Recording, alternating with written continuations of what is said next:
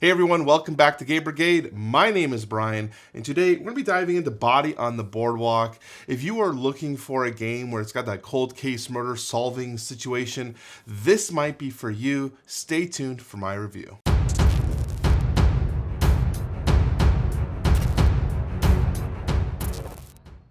Okay, so we're going to be diving into Body on the Boardwalk, again, as I said, by Hunt a Killer. Now, this was sent to me for my review, and I dived into the system with my wife over New Year's to really get a sense of this game.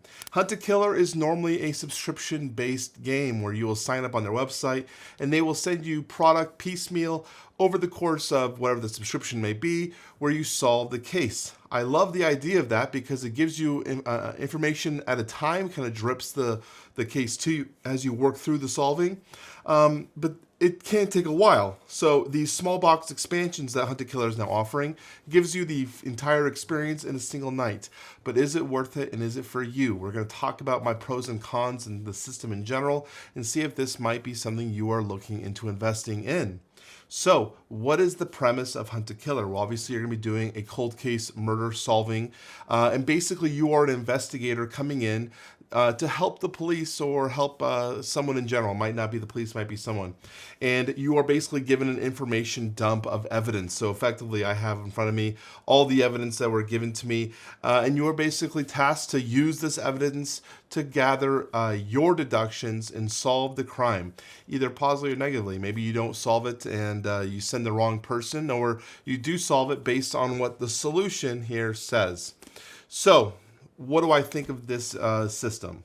In general, it's pretty fun. I really much enjoyed the overall aspect. The evidence that is presented to you is very thematic and interesting. You have some of these larger items, which kind of give a good sense of immersion that you are looking into something regarding this theme park. In this case, the Body on the Boardwalk is happening on a kind of a theme park on a boardwalk. You have some really interesting knickknacks, cutouts from newspapers that you need to read, front and back, depending on which one might be more relevant for you. It's a really cool system. But there's a part of that that's also kind of unfortunate. There is a lot of reading that you must do through this paper. So the more people you have, you're going to be reading this out loud to everyone, making sure everyone's understanding, because there could be multiple different types of clues in each thing.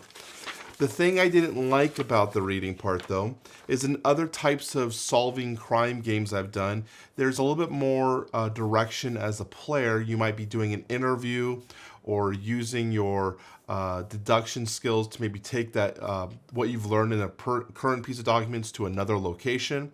This is pretty much just all at once. Here's everything. Now go. Now, there are puzzles you must solve, which is kind of the point of the game. You solve a first puzzle, which now enables you to go to Act 2. And I really like the staging that they're doing within this game. That 2-act system really gives a sense of accomplishment as you solve the first puzzle, which seems to then open up everything. Because you should be feeling like you don't know the answer, you're kind of confused. But once you solve the first puzzle that you're presented with, and it opens up the next chapter, everything starts coming together as you work towards your solution. But the solution is probably one of the things I'm most frustrated with. You will eventually come to deduction. You're going to look at all of the available people on this document here and say, okay, based on what we believe, we're going to assume that Mr. X or whoever is the criminal. And so you pick up the solution paperwork here and you flip it open.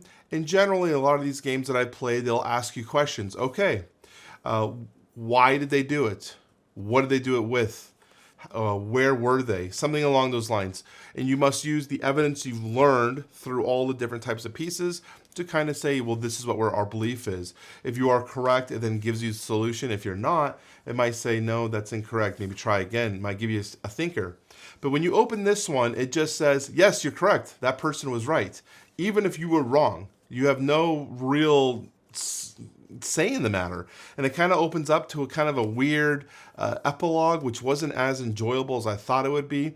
I really wanted a more thorough explanation of what I solved and what directly happened after. So this was one of the bigger mistakes or faults for me. Now, they do have a section here for you that if you would like for hints or clues, you can go to their website. Now, we did check this out. We signed up with the website to try to figure out what we needed. We thought maybe we would answer the questions that the solution has on the website.